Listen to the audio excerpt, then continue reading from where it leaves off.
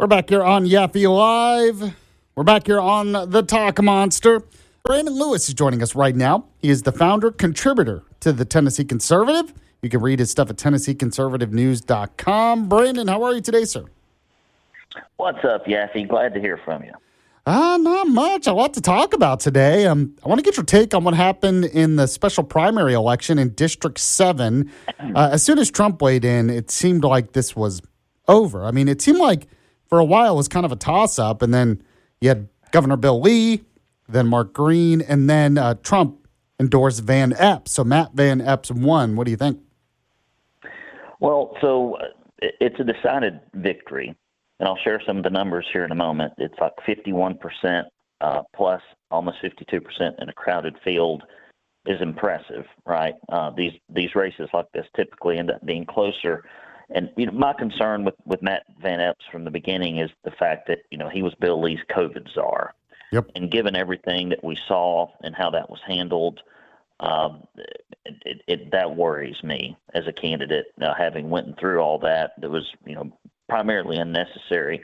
But when you've got the backing of the governor, when the exiting congressperson is pulling from you, and then finally when you get Trump's endorsement, that's a hard thing for other candidates to overcome in a crowded field. If this had been a 2 or 3 person race, perhaps, but as crowded as the field was, my 2 preferences for the office would have been Jody Barrett or Gino Bolso. And the reason I like both of those guys is I've actually watched them get pushed by leadership to do things that aren't in alignment with the GOP primary voter, and they are happy to push back. And I've just never, saw that Mr. Epps had done that. But hopefully, having done what he did during COVID, hopefully he fulfills a debt to the people of Tennessee to serve them, and hopefully he will.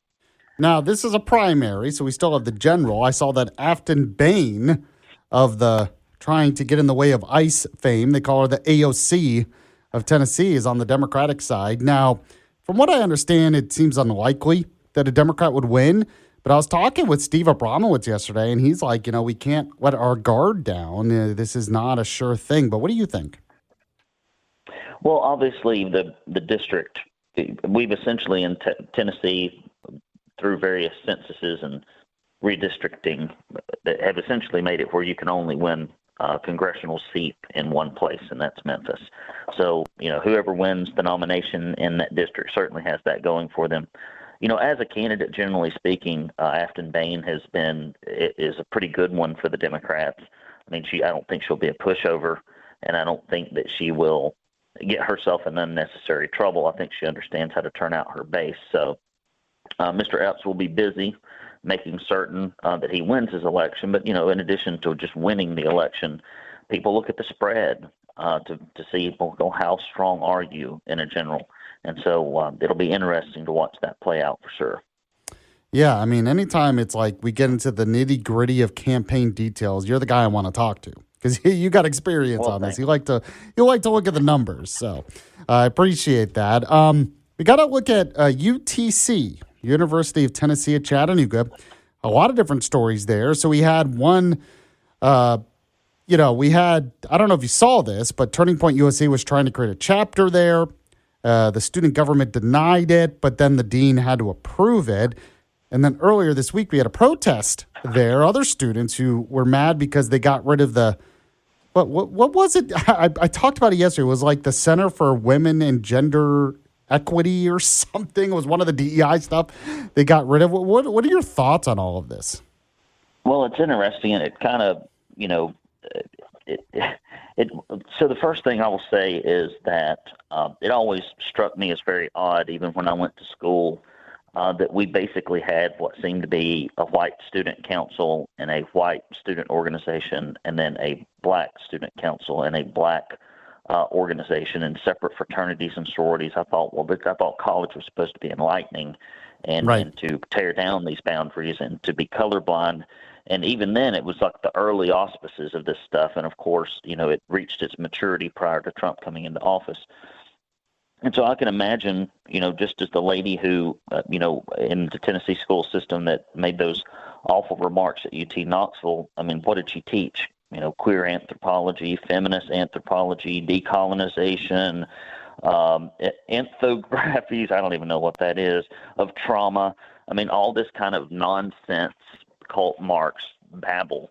And so as they are trying to take these departments down, I think you've got two or three things probably the students are thinking. Number one is, what if I've signed up for all this mumbo jumbo and now I'm getting a degree in it or something that's very similar. Now the school is basically shutting the whole apparatus down. That's got to make you nervous as a graduate. The universities are to blame for ever taking the money of children and bankrupting them and covering them up in debt for degrees that will never allow them to earn a living.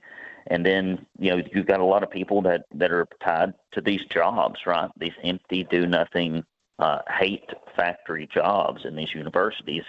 And what are they going to do with them? They're going to shuffle them off to some other obscure degree factory. And so I can see the unrest, and then there's just the pure tribalism of us versus them. And when you put that cocktail together, I can see why students might be making a racket. Well, yeah, I mean, that's a good point. I mean, it kind of goes, you had, 2 years ago was October 7th, and it was the day of you had anti-Israel protests. I mean, they didn't even give Israel a chance to even start the war before they claimed they were committing a genocide. And that to me, just, people are like, how does this happen? Because they're taught, right? I mean, they're taught in the universities to think this way. Yeah, it was bad enough back when I was in school, and I can remember pushing back against my professors, which did not help my grades, I'm quite certain, although I ended up got out of there magna cum laude, at least an undergraduate. But it was just amazing. People's heads when they move into college, often from being in schools where, our standards of education aren't what they were for fifth and sixth graders 50 years ago. And then they go into a school and they've not been taught to reason. They've not been taught to think on their own. Often parents have not really engaged in providing values. And so these professors just slowly but surely fill these kids with all kinds of feelings that it seems to me, as you look at the younger generation playing out, that what they're being taught is not conducive with actually building a positive, productive life that makes you happy. And so they're basically trying to go through God's world with man's blueprint, and they're in. That's an interesting way to look at it. It's going to be interesting to see how all this plays out. I do think we have probably gotten ourselves in this situation more of a reprieve than a release, because things do turn the other way, and we'll see what happens with all these institutions once they've been dismantled. If they'll be remantled, if that's a word, later on. By the way, I liked your little humble brag there. What was it? Magna cum laude? You said you were. Yeah. It says so right there on the Wow. on the certificate. Oh, you, Mr. Smart Guy. All right, I understand. By the way, you were talking about that professor at Tennessee at Knoxville. Said the world is better off without Charlie Kirk. This is after the assassination. That Charlie Kirk said his kids are better off living in a world without a disgusting psychopath like him and his wife. Well, she's a sick blank for marrying him, so I don't care about her feelings. And, I guess the professor might be fired, but trying to keep the job. Well, it seems to me every time somebody is in higher education is fired for doing something that, if you were in a private organization of any sort, like nobody would bat an eye at it, they get an attorney, they file their grievances, and eventually the university, because they don't want to rack up the legal bills and they don't like the bad press that one of their people did this, that, and the other. They settle for something and then go find some other Marxist factory where probably having been kicked out of one university for saying these things would be appealing. It'd be a badge of honor at another university. So I doubt this lady will have far to go before people at a leftist organization are offering her a job with a grand reception. So it doesn't surprise me. I mean, these are the people that the state legislature has let populate our schools and done nothing about it. They've let them stay in these schools, and this is what Republican taxpayer money goes toward, people that have these opinions that are in front of our most impressionable resource, and that is the folks that are about to go into the job market in our state. And so I hope there'll be a little bit more zeal for rooting this stuff out instead of just playing whack-a-mole with a few crazies that are dumb enough to stick their head up like ridiculously. I think we need to get all this stuff out of the schools and really police it.